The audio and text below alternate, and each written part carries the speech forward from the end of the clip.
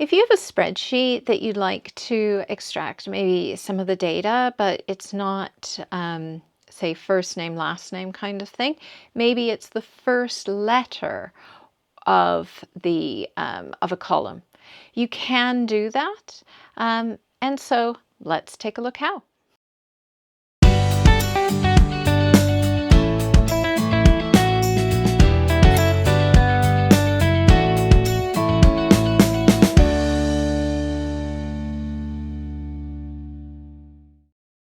So you have a spreadsheet and you would like to maybe extract the first letter of the column, or maybe the first word out of the column.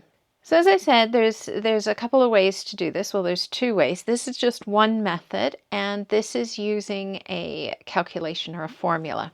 So we put first letter in this column, and now what I'd like to do is take out one letter from employee name. So in this case, I'm just going to make this easy, and I'm going to take out the first letter of the employee name. So in this case, A for Alice. So then I start all calculations here with equals, and the function I want to use is left because I'm taking the leftmost character. So I go left, and when I open my bracket, it does show me here, but I personally like the FX because it's just so much easier. Yeah, I can see it's text, and this is the text string containing the characters. So basically, what do I want to extract from here? There we go. And how many characters? So in this case, I like 1, and then it previews what it's like. And then I can get the thin black cross, double click, and it, in this case, it does automatically fill. And it's because my spreadsheet, it conforms to the rules that make it work. Yeah. And if you'd like a video on how that works, put that in the comments below. Okay. So then I can also do the same thing with, say, first name. So Alice has a different number of letters than Bob. Yeah. So how can I do that? Well, I can nest. I can put two functions inside each other. Okay, so I still start with that left. So equals left, and then I open my bracket. And I'm just going to use this FX. And then I have my text here. So I'm still extracting from A2, but it's the number of characters that's different. Now I don't want to have to go through and go, okay, this is 5, that's 3, and change it for each one, especially if I have, say, 10,000 rows or 1,000 rows. Okay, even if I have 10 rows, I'm like, don't want to really do that.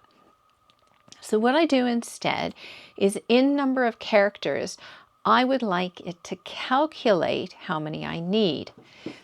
How do I do this? Well, if you look and see here between the first name and the last name is a space. So what I can do is I can use a calculation that tells me where that space is, and that's how many characters. So how many characters in? Okay. And I've nested for this before. So nesting, as I said before, is putting one function, which is a word that performs a calculation like left, etc., within another one. Okay, and this will help you create extremely complicated and complex calculations, or just powerful calculations. Don't even have to be complex. What I need to do is to find a specific character, in this case a space. So we go equals, and we go left, open bracket, taking this text, comma, and then number of characters. So let me go through that with the FX because I love the FX. It's so much easier, and it tells me what I need to put on each line. The item in bold is required. So still the same A2, number of characters. In this case, I want to find the character that I'd like to just get the number of characters to. So I use find. But the problem I have is if I'm not sure what's in this find function, how do I get into the fx for that? Well, one way is just to click into it in this formula bar at the top. If you find that it won't do it because you don't have the number of brackets, you basically get rid of this. So you click on this fx again, and then you click into the word, the function, and then click on the fx, and you can see it's come to find, or just make sure you have enough brackets, and then it shows up, okay, when you click into it.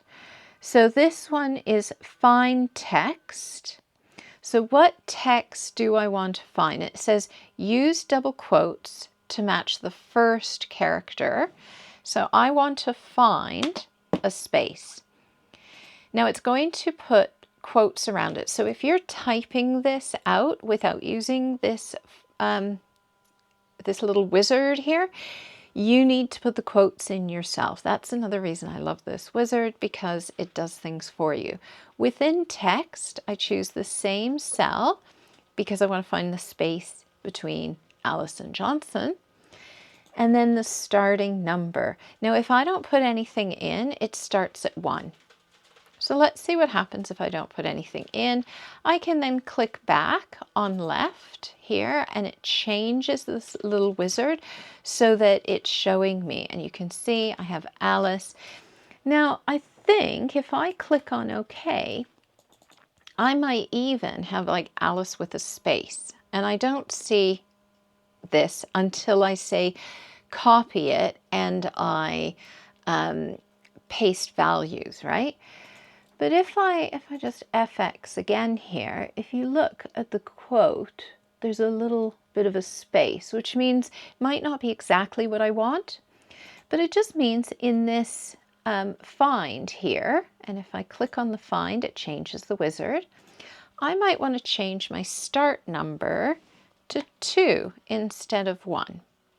Then when I go back to left, it's now going to say, right, there's find 2,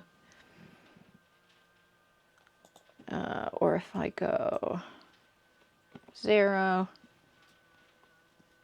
go back. Yeah, you can see it doesn't like that. I can go 3. So what this is doing here, it's specifying the character at which to start the search. So it's not going to start at 1, 2, 3. I want to start it at 1, so I'm just going to leave it at blank. But what I want to do is I want to take that out. So I'm just going to click at the end and go negative -1. Okay, now it's taking that out. It's taken the space out. So it's taken it from 6 to 5. And now I have Alice without the space at the end. Whereas if I get rid of that, it's 6 and I get a space at the end. So I just make it -1. That's it.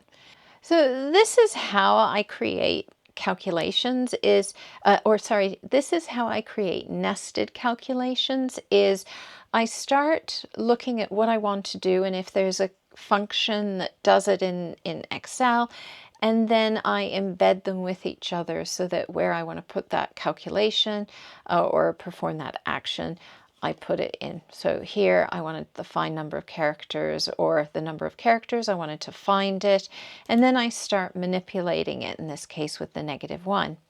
Now I OK, and then I can copy it down. There are other functions that are very similar. One is called write. And if I just use my fx and type write, you can see write returns specified number of characters from the end. So it starts from the right part instead.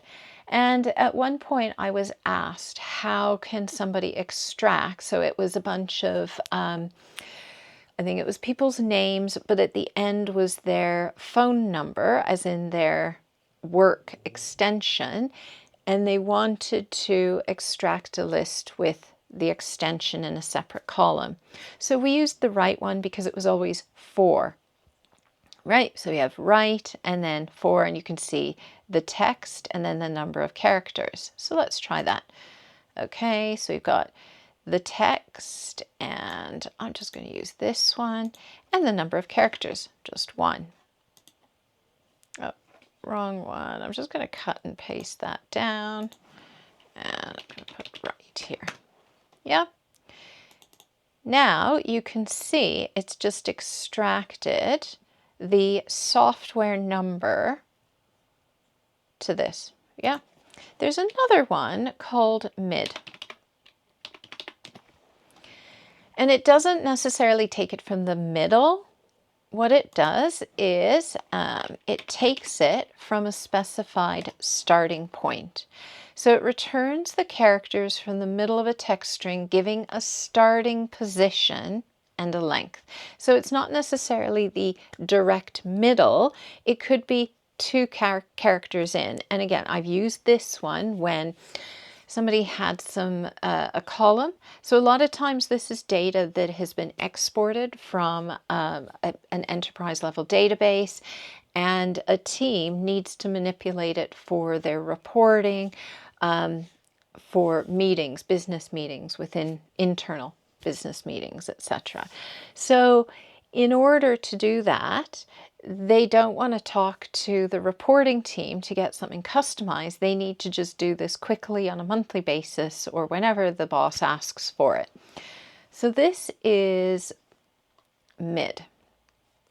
And if I click on OK, I have my text, and then I have my start number, and it could be like start number is 2 and number of characters.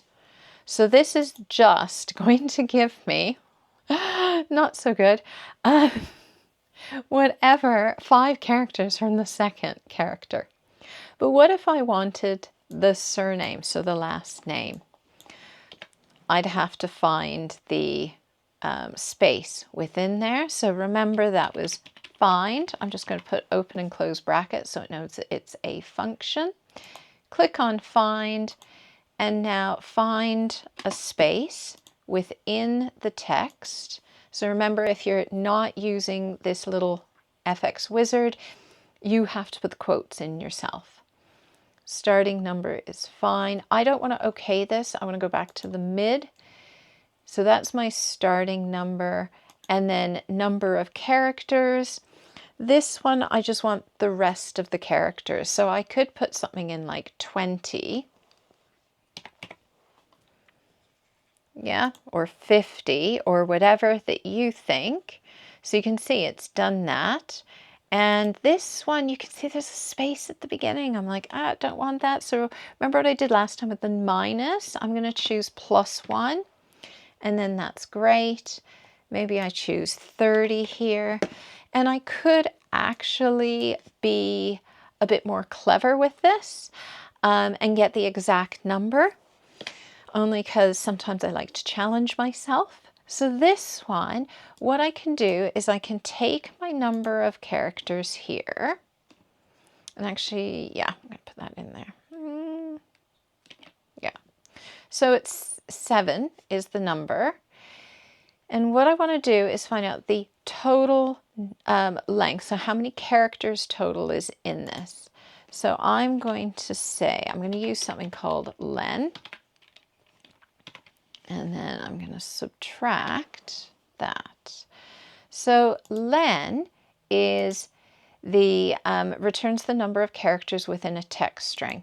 So I click on that, and then if I just go back, there's find. If I go back to mid, you can see. So I've taken the length, which is the total number of characters within that cell, and then I subtract the starting number, which in this case is find. Find the space, so it's all the characters to the space +1, and there it's now saying 8 characters, and then I click on OK, and it should adjust it. It's thinking about it here. I think it's trying to save it. and it just does it for me. Okay, but as I said, you didn't have to do that. I could have put 50 or 100 or whatever. But if you did, that's how you can do it. Okay, so those are 3 functions that you can use to extract certain parts from a column. And there are other methods. And if you are interested in finding a second way to do the same thing or some similar with I'm going to use the same data, then there should be a video just up here on how to do that. If you found this video useful, helpful, or interesting, please do click on that thumbs up. It actually really does help me. And if you'd like to see more of my videos, do subscribe to my channel. Also, if you have any suggestions on topics that you would like me to cover, then put that in the comments below. Thanks so much and have a really great day. Bye for now.